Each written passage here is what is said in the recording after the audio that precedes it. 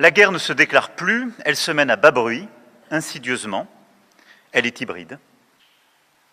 Face aussi à toutes les menaces qui peuvent toucher notre société et la déstabilisation que celle-ci pourrait engendrer, la résilience plus générale de notre société, ces forces morales déjà évoquées, la capacité de mobilisation de notre nation face à l'inattendu, comme elle a su le faire durant la pandémie, est essentielle. Je souhaite pour cela doubler à terme la réserve opérationnelle, qui permettra de renforcer notre armée d'actives et la montée en puissance d'unités nouvelles de réservistes, comme des unités territoriales et des flottilles côtières. À cet égard, aussi, le service national universel nous permettra de disposer d'une jeunesse parée à tous les périls, et j'aurai l'occasion d'y revenir dans les semaines à venir. Emmanuel Macron, il devait faire des annonces sur la généralisation du service national universel. Ça devait être en novembre, ensuite ça devait être en janvier, ce sera peut-être finalement fin mars. Pourquoi est-ce qu'il retarde sans cesse les annonces sur ce sujet? On va dire que le délai de quelques semaines qui s'était fixé, c'est vaguement écoulé. Là, on compte plutôt en mois et toujours pas d'annonce sur le service national universel. Le gouvernement a expliqué donc dimanche que les annonces concernant le SNU, le service national universel, seraient reportées au mois de mars. C'est dans pas si longtemps quand même, mais enfin quand même reportées, craignant de voir la colère justement des jeunes monter, une colère déjà exacerbée avec la réforme des retraites. Alors parler de SNU déjà, est-ce que c'est clairement reparler du service militaire, Benoît Cordin? Est-ce que c'est une façon ou pas? Ce ne sont pas ce ne sont pas les armées qui vont diriger et mettre en œuvre le service national universel. Ça reste un dispositif de l'éducation nationale.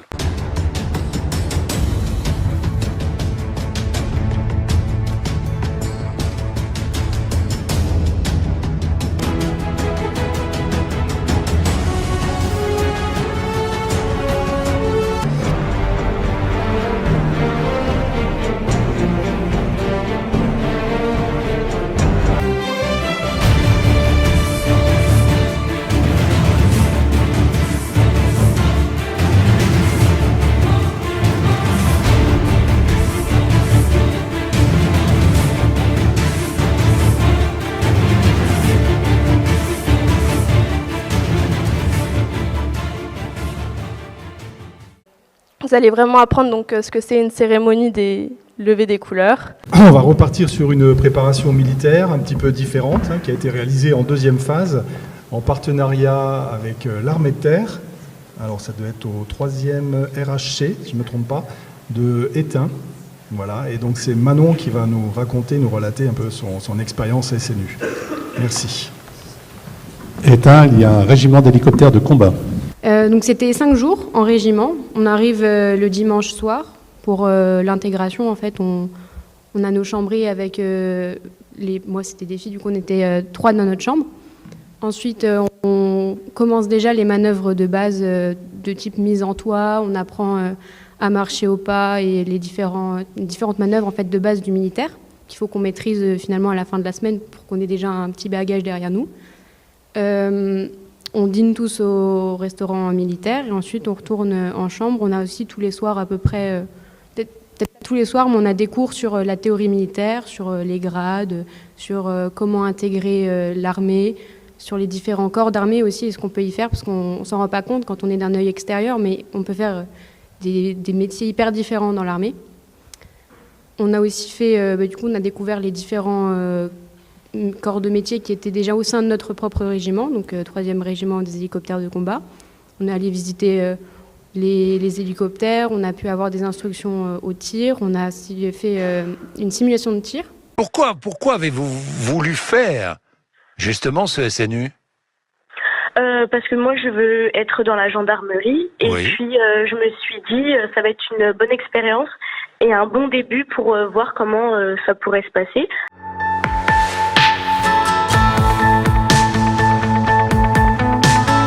On leur fait découvrir les métiers de la gendarmerie et en même temps on leur donne quelques informations sur les institutions, sur l'armée au sens large du terme. Donc ça c'est vraiment, en fait on balaie tout l'essentiel du militaire sur 5 jours pour pouvoir connaître un maximum et savoir un peu si ça peut nous correspondre ou non en fonction de ce qu'on veut faire après ou non. Parce que moi j'ai décidé de le faire parce que je veux m'engager ensuite et ça a vraiment confirmé ma volonté d'y aller. On trouve un engouement, de plus en plus de jeunes qui sont intéressés. Et en plus, à partir de cette année, on a aussi les jeunes qui viennent du SNU, le Service National Universel, où la gendarmerie fait aussi partie des missions d'intérêt général. Donc on est obligé, enfin pas obligé, mais on reçoit aussi ces jeunes-là pour pouvoir leur faire leur mise justement. Et on a peut-être une idée un peu rustre du militaire, mais nous, notre encadrement était super gentil. Enfin, c'est pas des tortionnaires comme on peut entendre un peu partout. Ils sont certes cadrés, il y a un cadre qu'il ne faut pas dépasser. Par exemple, si on avait du retard, on devait pomper. Mais ils étaient quand même gentils parce qu'ils nous avaient mis des centaines de pompes à la fin des journées, on ne les a pas toutes faites. Voilà, c'est dans le cadre de l'armée jeunesse, un petit rapprochement de ces jeunes. Je peux rajouter que par exemple on était habillés en treillis militaire, donc on avait tout l'équipement d'un militaire, que ce soit des rangers jusqu'au chapeau. On a appris en fait une journée type de militaire, donc réveil assez tôt mais au final on s'y fait. On a aussi rendu visite à plusieurs parties de la base d'Étain. Donc on est allé visiter par exemple deux types d'hélicoptères à Étain qui sont les Pumas ou alors les Gazelles, c'est très intéressant. On a pu avoir la chance de parler avec un pilote qui a pu nous expliquer tout le processus pour faire voler un hélicoptère. On est aussi allé dans la tour de contrôle de la base, donc c'était vraiment impressionnant. On a le sentiment que le côté militaire peut plaire ou déplaire à certains. Vous dites déjà que l'uniforme, a priori, ça plaît. C'est pas une uniforme, c'est une tenue. Ah, c'est une tenue, pardon. Une tenue, oui, excusez-moi. Oui, non, mais et puis c'est pas militaire, c'est juste civique. Exactement. C'est ça, bien sûr. Mais, évidemment, puisque de toute façon, c'est pas fait par des militaires. On est d'accord. Moi, j'aimerais bien être gendarme plus tard. J'en profite surtout pour découvrir un peu le métier. Je suis en lycée général et j'ai une option qui s'appelle l'option montagne. Donc on court souvent en montagne, trail. Au début, j'étais un petit peu stressé avec ce cadre militaire, est-ce que ça allait me plaire, ce genre de choses. Mais au finish, tous les instructeurs, ils sont sympas. Et puis, même s'il y a cette rigueur militaire, ça colle bien avec l'ambiance. Puis après, vu que moi, je veux faire militaire, ça m'embête pas trop. Alors le tir, c'était ce matin. Cet après-midi, ils vont visiter le peloton de sécurité d'intervention de la gendarmerie départementale. On a pu voir aussi l'équipement de la gendarmerie mobile, on a pu faire de la boxe, on a pu faire, là on a fait une session de tir et on a vu aussi le démontage et comment remonter une arme. Service militaire ou colonie de vacances, reportage à Clément Perrault avec André Lafont, regardez. Il arrive chaque jour après le petit déjeuner, c'est un rituel incontournable du SNU. Attention pour les couleurs, envoyez! Le lever du drapeau dans la cour du lycée. Le jour de gloire est arrivé, contre nous de la tyrannie. La scène rappelle le service militaire, pourtant il n'est pas vraiment prévu de ramper dans la boue.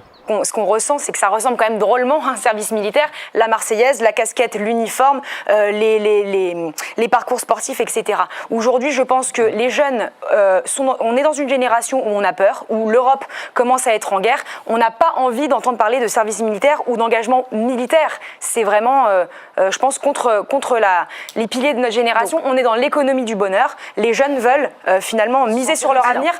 J'avoue que j'étais assez quand même interrogée, voire interpellée du fait que le SNU soit évoqué juste dans la suite de l'augmentation de la réserve et avec des propos du type « disposer d'une jeunesse parée à tous les périls ». Monsieur le ministre.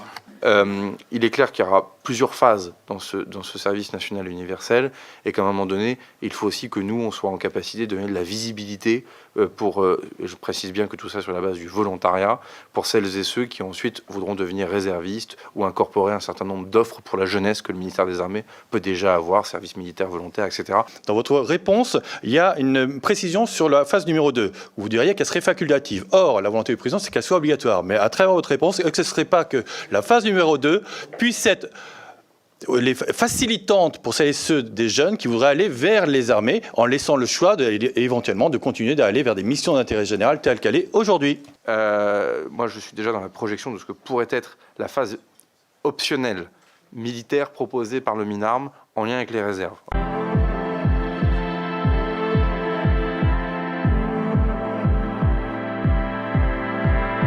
Je cherchais un peu de la rigueur, un côté militaire pour voir ce que ça faisait parce que ça m'intéressait un petit peu.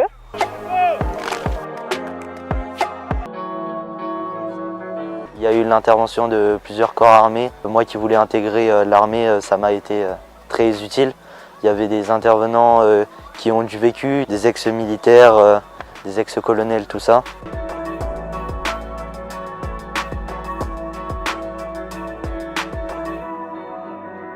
Quand on parle du service national universel, on oublie une chose aussi, c'est service à la nation. Donc des jeunes qui faisaient leur service militaire, ils faisaient 3 mois de formation, puis après ils rendaient service quoi, à la nation. C'était pas un service de la nation à des jeunes. Dans ce cas-là, ça s'appelle un projet éducatif. Et donc on est sur toute autre chose. Chacun son job au fond. Exactement. Qu'en fait l'école a tellement foiré que du coup, c'est tellement nul et on sait tellement pas le réformer que comme à chaque fois, on va essayer de détourner le problème et de créer un nouveau truc pour pas juste réparer un problème qui est finalement assez facile à réparer. Donc donnons des moyens à l'école qui doit être le lieu du creuset républicain et où on peut faire tout ce que mon collègue du Modem disait, c'est-à-dire les premiers soins, les premiers secours, où on peut parler effectivement de la lutte contre les addictions, où on peut parler de plein de choses. Donc faisons cela.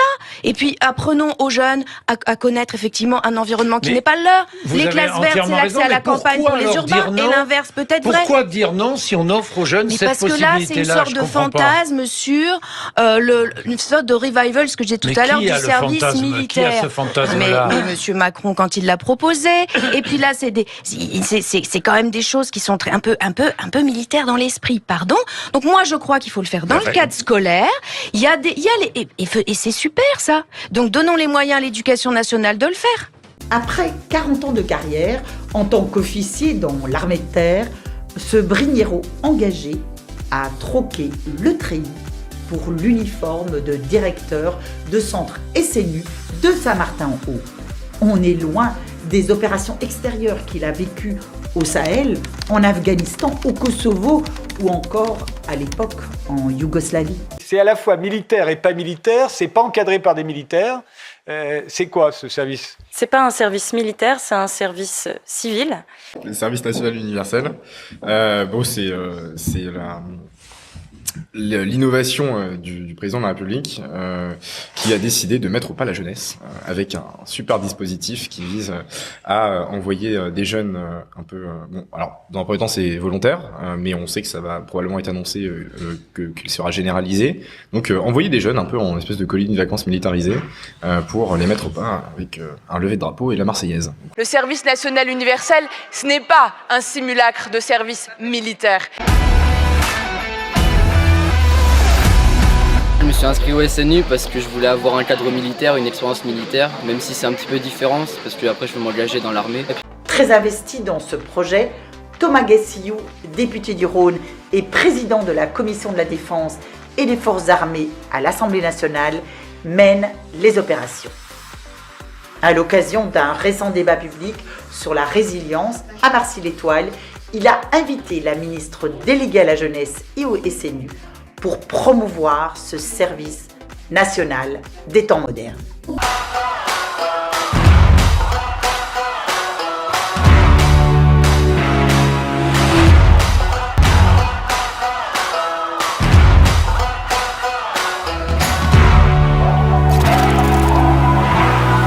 Il fait un service militaire cheap quoi, et ça rend un truc trop bizarre où ils ont des t-shirts super moches, l'ambiance est super étrange dans ces... Ouais, puis au-delà de ça, la question qu'on se pose, nous, c'est quoi l'intérêt de ce truc, quoi? Ils foutent 1 milliard dessus, si t'as 1 milliard à mettre, mets-le sur des bourses, en fait.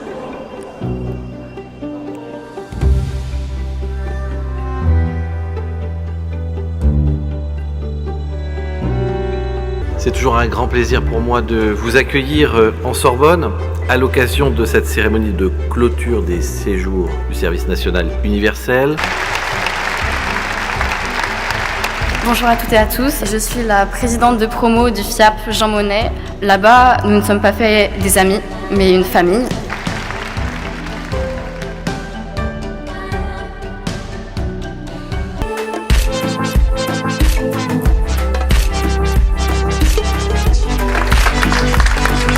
Cette expérience inoubliable gravé à tout jamais dans nos cœurs et nos mémoires. On l'a appris il y a quelques jours, le gouvernement réfléchit à rendre obligatoire le service national universel à tous les lycéens de France. Alors à peine annoncé, ou en tout cas l'option posée, l'idée suscite une levée de bouclier. Que c'est Politis qui a révélé qu'il y avait une volonté, un rapport pour la généralisation, le rendre obligatoire.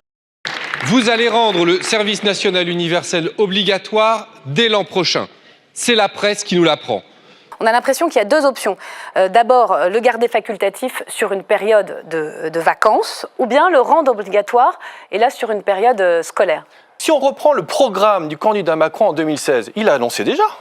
Oui, il avait dit c'est que une promesse. Aligné. Mais on voit bien que... En 2017, il dit je veux un service national universel qui soit utile pour les jeunes. Utile pour les jeunes. Le service national universel est une chance. Il faut que ces jeunes disent c'est une chance que l'on a. Donc ça sera fin mars, vous pouvez me le confirmer? Non, les annonces arriveront.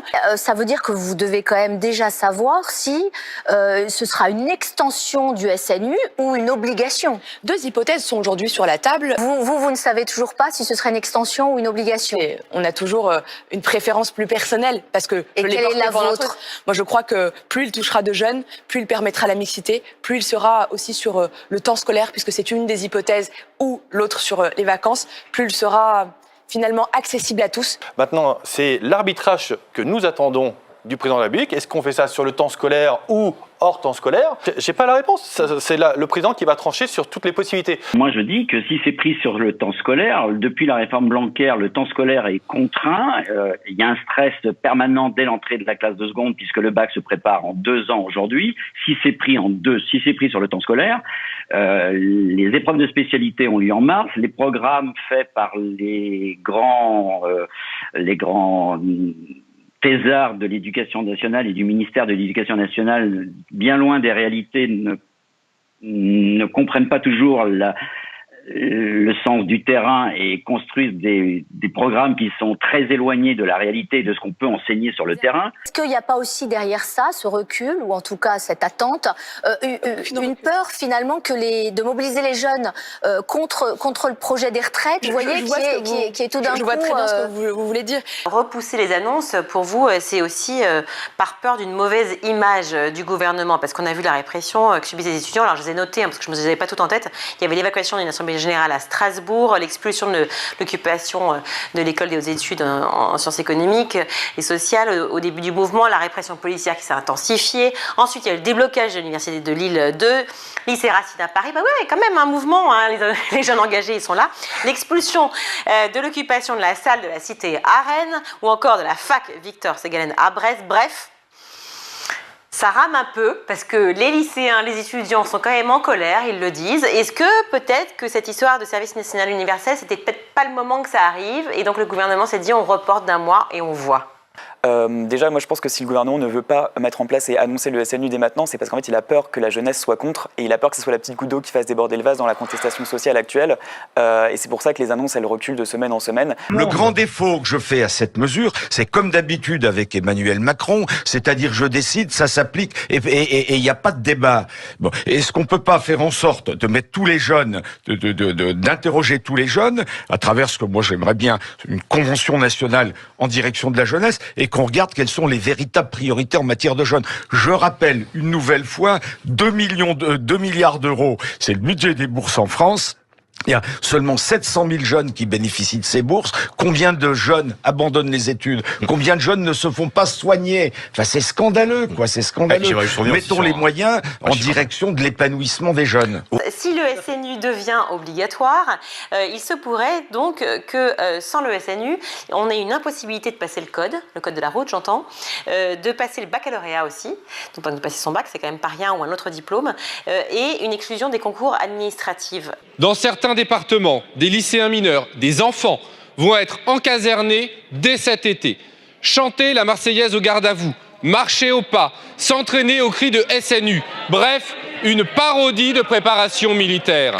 L'éducation, c'est obligatoire, mais les déserteurs, qu'est-ce qui va leur arriver? Ceux qui ne voudront pas venir, ils auront 16 ans. On ne peut pas les punir comme on punissait les déserteurs. Mais ce qui est sûr, c'est que si ça s'inscrit dans un parcours scolaire, il y aura certainement à peu près la même punition que quand on sèche les cours pendant 2 semaines. Il y a 75% des Français qui sont plutôt favorables à ce système. Alors, est-ce que le président Macron va enfin se lancer dans son grand projet qui date de maintenant plus que quelques semaines? Je ne sais pas. Peut-être que c'est la réforme des retraites qui le fait hésiter parce qu'il se dit... Vous croyez? Je ne sais pas, je me demande. La jeunesse, elle s'engage déjà énormément dans l'éducation populaire, dans le climat, dans le sport, dans la culture, dans la jeunesse. Et il faut la favoriser, il faut donner plus de moyens. On le disait tout à l'heure, ça va coûter 2 milliards. Le rapport du Sénat, il dit que ça va même coûter jusqu'à 3 milliards, 3,1 milliards par an. Et ces budgets-là, s'ils étaient mis sur l'éducation populaire, s'ils étaient mis pour faire en sorte des séjours de cohésion, les colonies de vacances, les associations de quartier qui luttent pour la mixité sociale ou ce genre de choses, ils pourraient être utilisés de manière bien plus utile. Et surtout, l'engagement citoyen, c'est pas l'affaire de 2 semaines pour moi. C'est l'affaire de toute une vie. C'est-à-dire que je comprends pas pourquoi l'école n'est pas censée prendre ce sujet-là à bras-le-corps. Et surtout, moi, je suis au scout depuis que j'ai 7 ans. Je vais pas me rajouter une colonie de vacances en plus. C'est-à-dire que une colonie de vacances, c'est censé être un truc privilégié que tu choisis. Tu as envie d'y aller avec tes copains, avec tes cousins. Rencontrer d'autres gens, évidemment. C'est des vecteurs de mixité sociale qui sont incroyables. Pour moi, c'est le travail des associations, c'est le travail des mouvements de jeunesse qui font un travail incroyable aujourd'hui, qui manque tellement d'argent. Vous fermez des milliers de classes dans toute la France, mais vous êtes capable de trouver des milliards pour ce caprice présidentiel. La seule politique qui a été faite, c'est ça, c'est on va mettre 3 milliards sur un service national universel, alors que quand on voit les immenses difficultés qu'il y a dans la jeunesse aujourd'hui, je le disais, les difficultés à se loger, à s'alimenter, à se soigner même chez les jeunes, alors qu'il y a des solutions qui coûtent pas beaucoup plus cher que le SNU. Aujourd'hui, par exemple, le RSA pour les moins de 25 ans, ça coûte 5 milliards. C'est quelque chose qui n'a pas été mis en place. Non, mais c'est des choses qui peuvent être faites pour la jeunesse de manière plus large, pour lutter contre la précarité. Et c'est des choses qui pourraient être mises en place et qui n'ont absolument pas été mises en place par le gouvernement. Est-ce qu'aujourd'hui, la politique jeunesse a besoin de ça à ce montant-là? Moi, je ne crois pas. Et mon collègue disait du MoDem, mon collègue à l'Assemblée nationale disait, faut faire confiance aux jeunes. Faisons confiance aux jeunes. Est-ce que les jeunes ont vraiment envie, besoin d'aller faire une colo militarisée pendant 1 semaine ou 15 jours pour parler de la République? Moi, je crois qu'il faudrait mieux que la République, ils la vivent au quotidien, qu'ils voient dans leur quotidien l'égalité, la liberté, la fraternité et qu'on travaille à cela. Si on veut le rendre obligatoire, c'est parce qu'en fait, la plupart des jeunes ne veulent pas le faire. Ceux qui le font actuellement, c'est déjà des classes aisées, des enfants de corps en uniforme, donc policiers, gendarmes, militaires.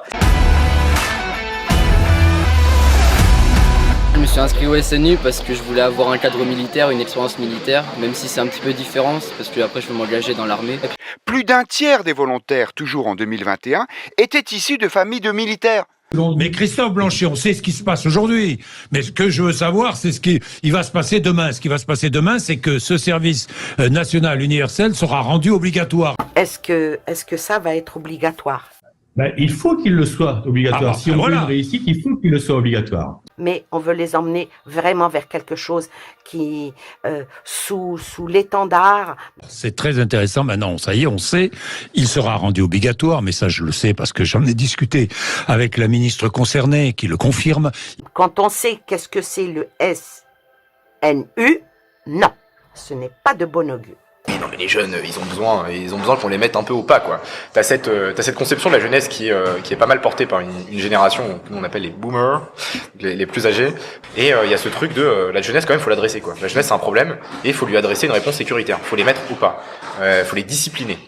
On fait partie d'ailleurs des grosses organisations de jeunesse qui s'opposent au SNU, comme d'ailleurs la plupart des organisations de jeunesse, si ce n'est l'entièreté, contrairement à ce qui a pu être parfois annoncé. Mais ce qu'on sait, c'est que ça coûterait d'abord très cher d'accueillir chaque année toute une classe d'âge, soit 800 000 jeunes qui pourraient être, d'après ce qu'on sait, les élèves en seconde ou en CAP. Et puis surtout, l'objectif du dispositif reste peu clair. Écoutez, moi je trouve que ça fait quand même assez cher l'opération de com. L'opération de com, c'est dommage de dire ça. Moi j'appelle ça une opération de com, je suis d'accord avec vous. Je trouve que l'école est déjà un formidable outil républicain sur lequel on pourrait mettre beaucoup plus de moyens. Ces 3 milliards, ils peuvent être mis dans l'urgence climatique, dans l'hôpital, dans l'école, si on veut se soucier des jeunes. Je pense que c'est un projet révolutionnaire pour notre société et notre société de demain. La révolution en 15 jours, c'est du jamais vu. 12 jours, c'est finalement très peu, vous l'avez dit vous-même, et je pense que ce qui est important, c'est les 12 ans de l'école. Et le danger, du coup, c'est d'accoucher une fois de plus d'un dispositif bancal qui ne sert pas à grand-chose, qui coûte un bras aux finances publiques et qui permet surtout au président de la République de faire de beaux discours. Des politiques structurantes pour changer vraiment les choses, pas du gadget, hyper coûteux. Comme s'il fallait attendre ces 15 jours miracles pour résoudre les problèmes. Mais les problèmes, faut les résoudre avant, faut les résoudre pendant, faut les résoudre après. Vous nous proposez l'embrigadement, nous vous répondons émancipation.